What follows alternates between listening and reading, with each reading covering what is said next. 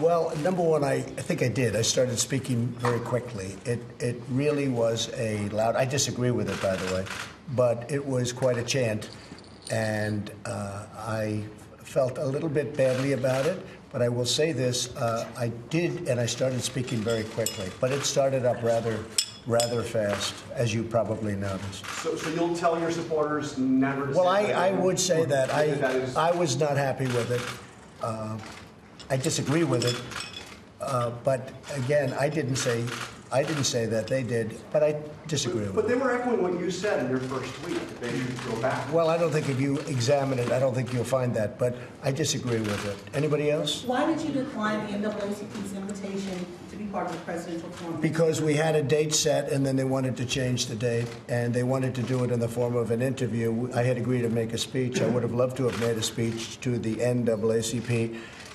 We have, as you know, record unemployment numbers, the lowest in the history of our country. We have the poverty numbers. It's a poverty scale, and the African Americans doing the best that they've ever done in the history of our country. We have something to be very proud of. I mean, really proud of. I was going over with Mike before some of the numbers having to do with the African American community. It's the best numbers we've ever had. I very much wanted to go. But we had a date. The date got changed, and unfortunately, they wanted to do it in the form of a question and answer. I think you were going to be possibly the person asking the question. Yeah, I mean, so maybe you could answer the question better than me. Yes, go ahead, please. Mr. President, would you appoint Senator Rand Paul as your ambassador to Iran as a president? No, I don't know anything about that, other than I have spoken to Senator Paul, and Senator Paul's somebody I have a very good relationship with, and I would listen to him, but I didn't appoint him, no. When did this come up? Yesterday. Yeah. No, he's somebody that I listen to. I respect Senator Paul.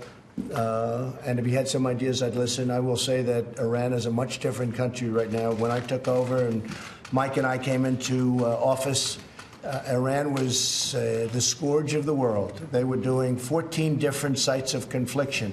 They were fighting and causing problems in Yemen and Syria and Iraq and all over. It's a much different country right now. You look at what's happening, you look at them pulling back, and they're not pulling back because they love us. They're pulling back because they don't have money.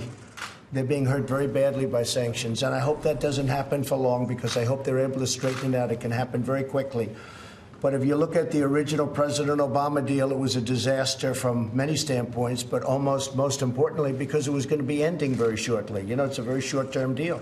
You can't have a short-term deal for a country. You need a 100-year deal. You don't need a short-term. In a few years, literally in a few years, they would be on their way to a nuclear weapon. That's unacceptable. Plus, they can't do ballistic missiles, and the deal allows them to do ballistic missiles. And we have to look at other sites.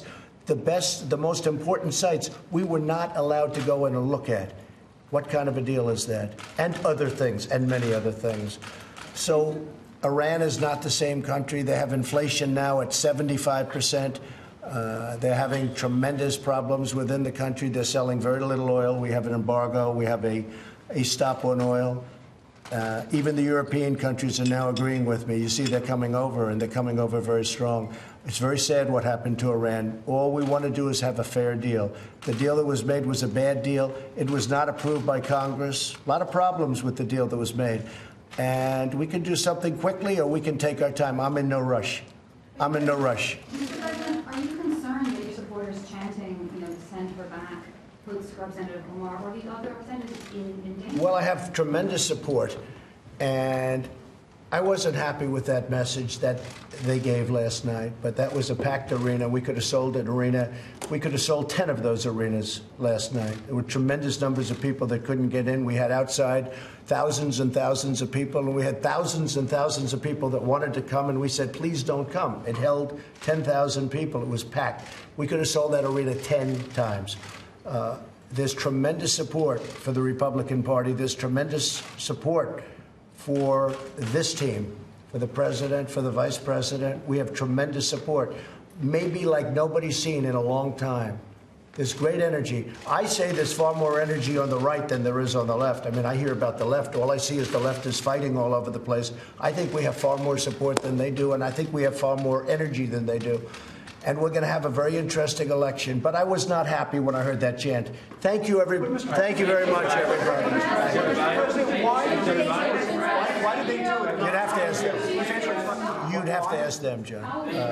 What I would suggest I was not happy with it, but what I would suggest, you go there, go to North Carolina, and you ask the people, why did they say that? But that's what they said. That's You'll what stop they them did. if they try to do it again. Well, I didn't like that they did it, and I started speaking very quickly. I could have stood back. Excuse me. Well, really, if you would have heard, there was a tremendous amount of noise and action and everything else. I started very quickly, and I think you know that.